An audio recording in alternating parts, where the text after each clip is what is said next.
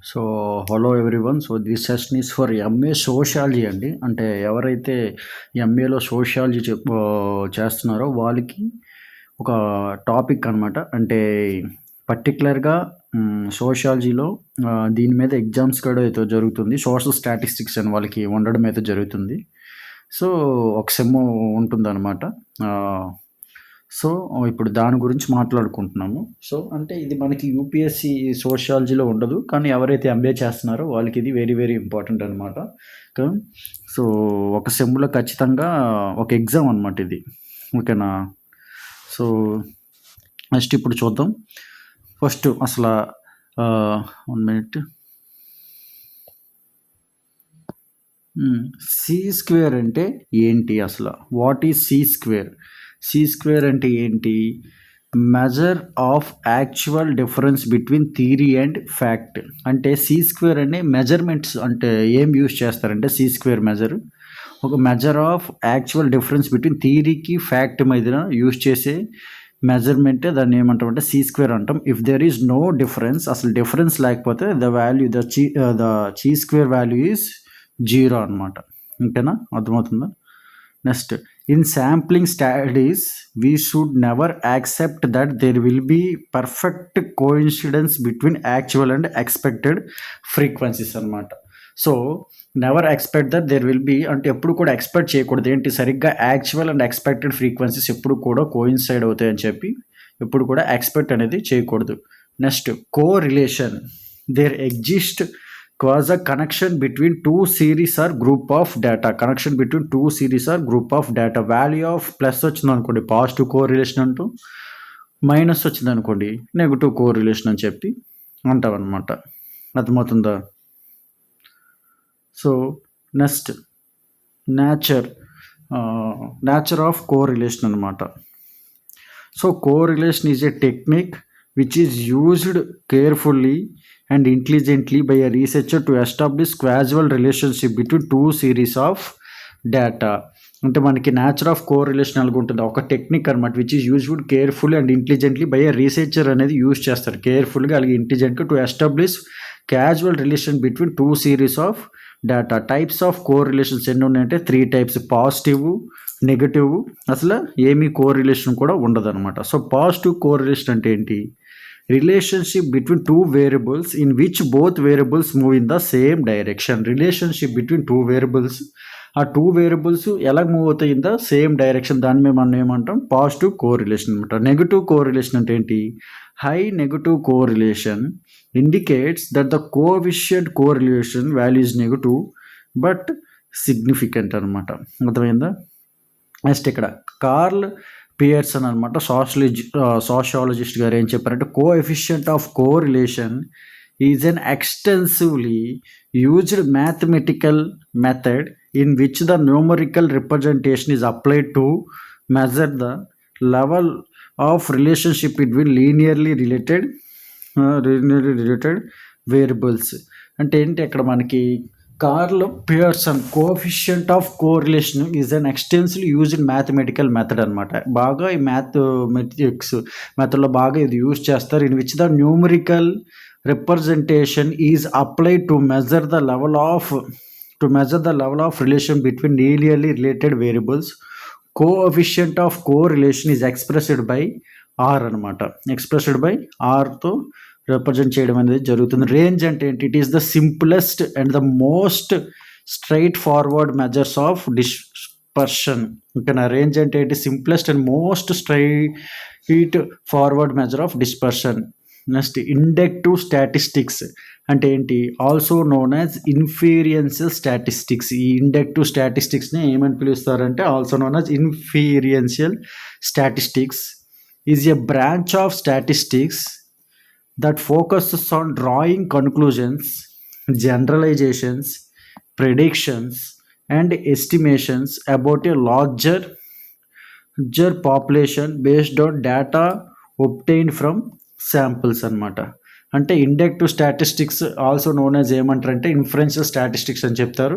అంటే it is a branch of statistics that focuses on drawing కన్క్లూజన్స్లో బాగా కూడా ఫోకస్ చేస్తారు. అలాగే ప్రెడిక్షన్స్, ఎస్టిమేషన్స్లో అన్నింటిలో కూడా మనం ఈ ఇన్ఫరెన్షియల్ స్టాటిస్టిక్స్ అనేది బాగా కూడా ఫోకస్ చేయడం అనేది జరుగుతుంది. నెక్స్ట్ మీకు చూడండి, ఇక్కడ ఇంపార్టెంట్ టర్మ్స్ అనమాట.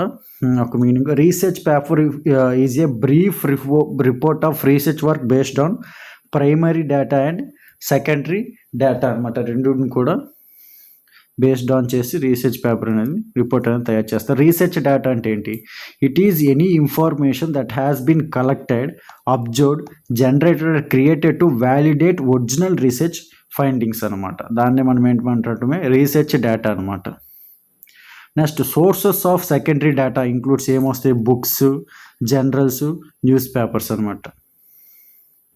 The choice between selection of primary and secondary data depends mainly upon nature of investigation, object and scope of inquiry, and financial resources available. Secondary data అంటే ఏంటి? Refers to the data that is collected by some other than the primary user కన్నా ఇంకెవరైనా ఆ డేటాని collect చేస్తే దాన్ని ఏమంటామంటే secondary data అని చెప్పి అంటాం. Primary data, it is a type of data that is collected by researchers directly from main sources to interviews, surveys, experiments అనమాట. ఈ ప్రైమరీ డేటా అంటే డైరెక్ట్ రీసెర్చర్స్ ద్వారా కలెక్ట్ చేసుకుంటాం అనమాట. త్రూ ఇంటర్వ్యూస్, సర్వేస్, ఎక్స్పెరిమెంట్స్ ఇవి చేశారనమాట. అర్థమవుతుందా? So primary data is information collected through original or first-hand research. Example, interview, focused group, survey.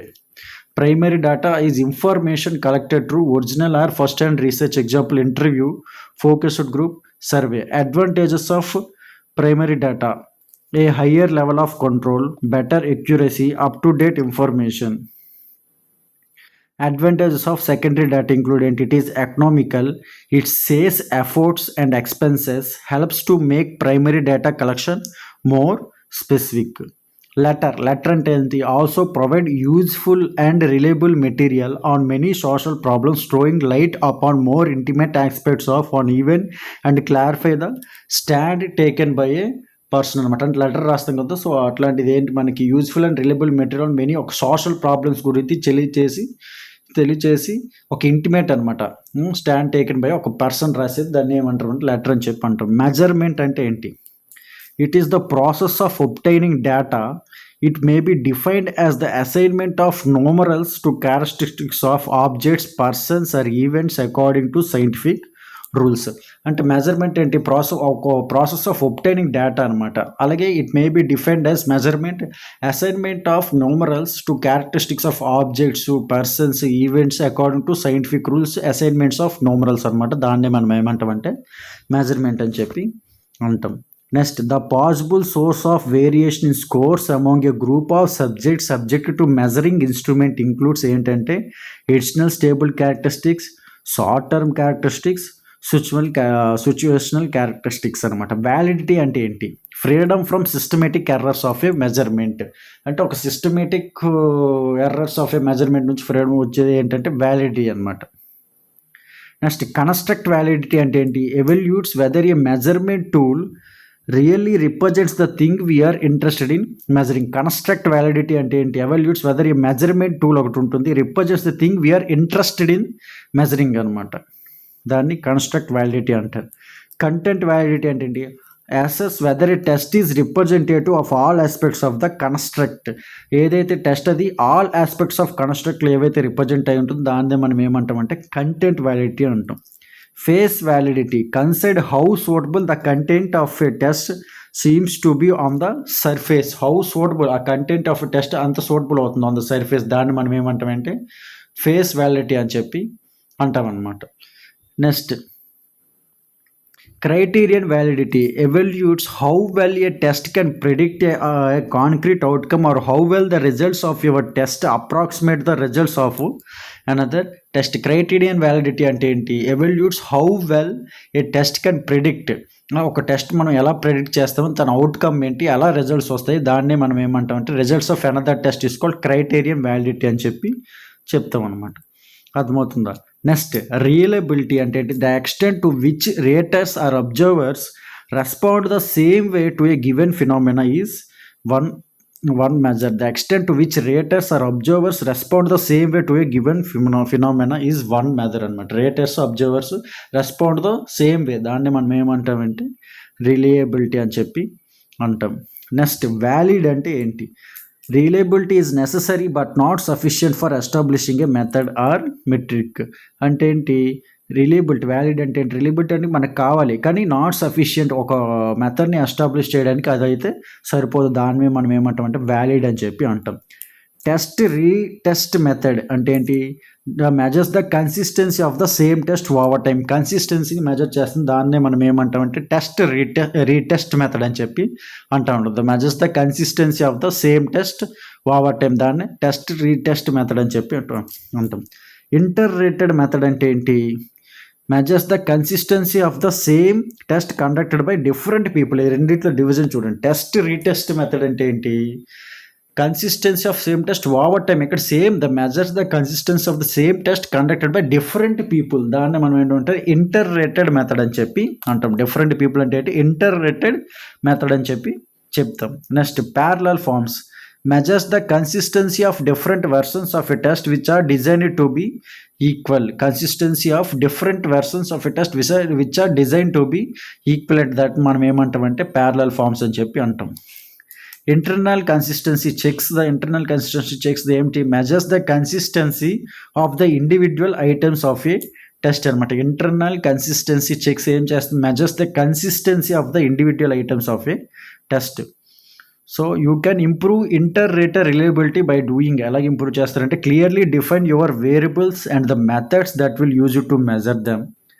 Develop detail objective criteria for how the variables will be rated, counted or categorized. If multiple researchers are involved, ensure that they all have exactly the same information and training. Next, classification.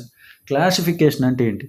Refers to grouping of data into homogeneous classes and categories basing on their resemblances and affinities అనమాట. Classification అంటే ఏంటి? Refers to grouping of data into homogeneous classes అనమాట and categories basing on the resemblance and ఎఫినిటీస్.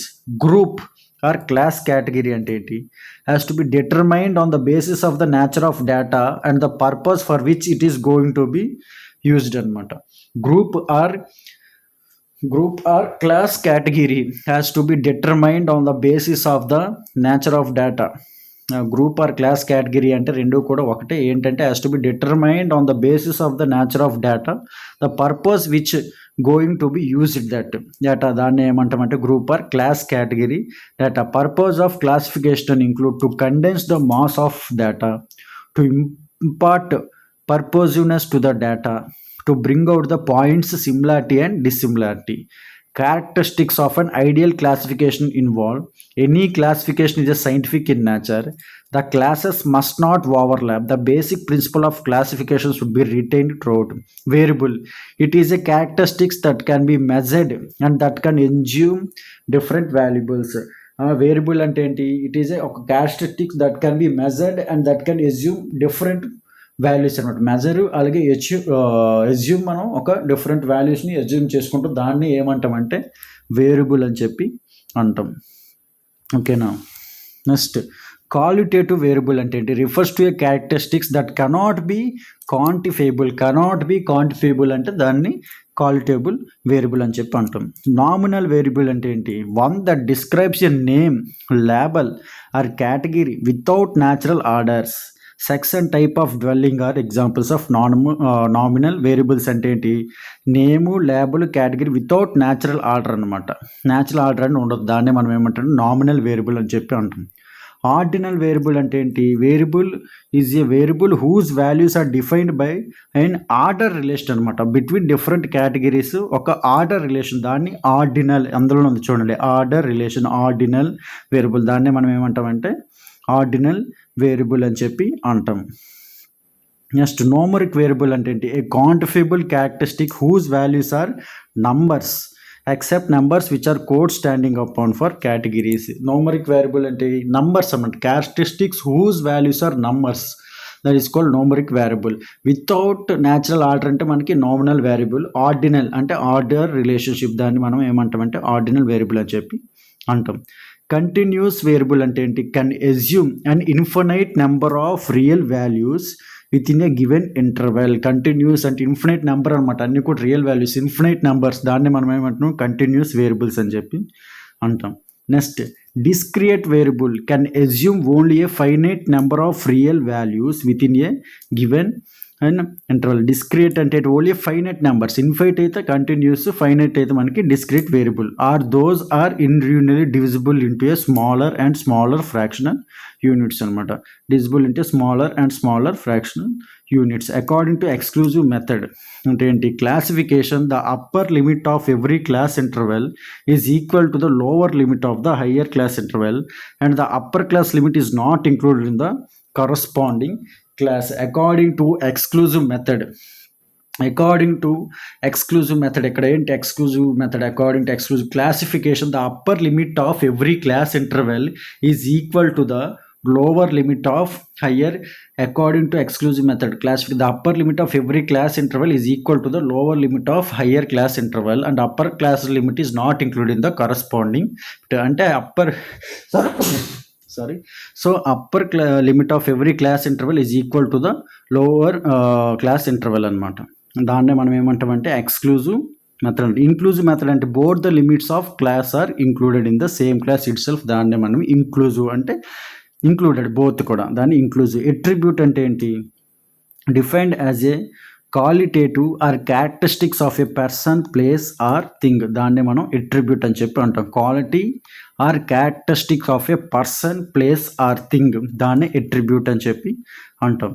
Tabulation, the logical listing of related quantitative data in a vertical columns, horizontal rows of numbers in sufficient explanatory and qualifying words, phrases and statements in the form of titles, headings, అంతా కూడా tabulation అని చెప్పి అంటాం అనమాట. It is the final stage in collection and compilation of data. It is stepping stone to the analysis and interpretation of final stage అనమాట in collection compilation of data. ఇదంతా మనకి tabulation కింద వస్తాం. Objectives of the tabulation include to simplify complex data, to clarify the object of investigation, to facilitate comparison. Prefatory note అంటే it is placed just below the title in a fairly prominent manner. This note is actually a part of the title. It may become a footnote. It is given at the foot of the table. Prefatory note అంటే just below the title in a fairly prominent manner. Just below the title అనమాట. Prefatory note. This note is actually a part of the title అనమాట. Title part ఈ note it become a footnote. It is given at the foot of the table అనమాట. అర్థమవుతుంది. Next foot note అంటే ఏంటి?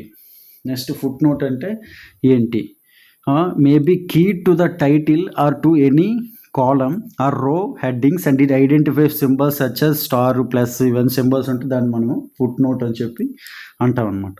Simple tabulation అంటే gives information about one or more groups of independent క్వశ్చన్స్కి one or more groups, దాన్ని simple tabulation అంటాం.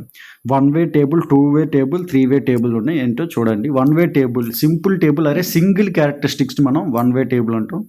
Gives information about 2 interrelated, దాన్ని 2 way table అంటాం. If they interrelated phenomenon are to be studied, ఏవైతే interrelated phenomenon are to be study చేస్తామో మనం దాన్ని ఏమంటామంటే 3 వే టేబుల్ అని చెప్పి అంటాం అనమాట. ఓకేనా, మర్చిపోకండి. మ్యానీఫోల్డ్ అంటే ఏంటి? Table many characteristics of the data are shown at a time in one table. ఎన్నో క్యారెక్టరిస్టిక్స్ ఆఫ్ ద డేటా ఒక టేబుల్లోనే చూపిస్తే మనం మ్యానీఫోల్డ్ అని చెప్పి అంటాం. Next general purpose table represents the raw data in great detail, covers variety of information on the same subject and presents the data without any special analytical purpose. General purpose table అంటే represents the raw data in a great detail, అలాగే covers variety of information on the same subject మీద variety of information ఇదంతా కూడా provide చేస్తుంది. మనం ఏమంటామంటే general purpose table అని చెప్పి అంటాం. నెక్స్ట్ స్పెసిఫిక్ పర్పస్ టేబుల్ అంటే ఏంటి? Also known as text table. Analytical table presents data related to a specific problem. Specific purpose table అంటే ఏంటి? Also known as text table అంటాం. దీన్నే స్పెసిఫిక్ పర్పస్ టేబుల్ని also known as text table or analytical table presents data related to a specific problem అనమాట.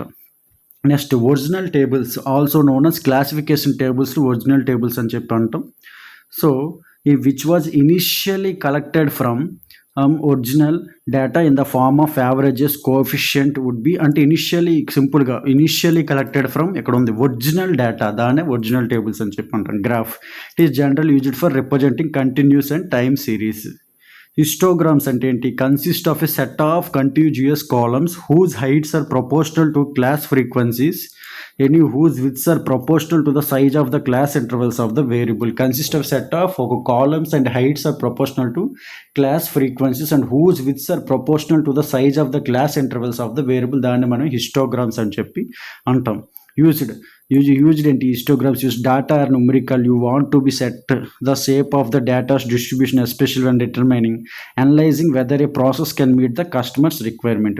Cumulative graph అంటే permits the frequency distribution to be partitioned at any point whatsoever according to one's interest and needs. అంటే frequency distribution, దాన్ని మనం cumulative graph అని చెప్పి అంటాం. Sliding bar chart it is a device to display comparative the respectively frequently distribution of 2 or more అనమాట.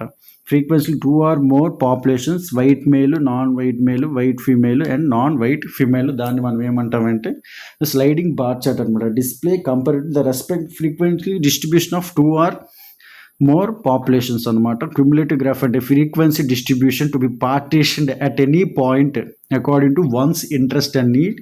Frequency distribution, దాన్ని మనం cumulative graph అని చెప్పి చెప్పడం అనేది జరుగుతుంది. Okay, thank you.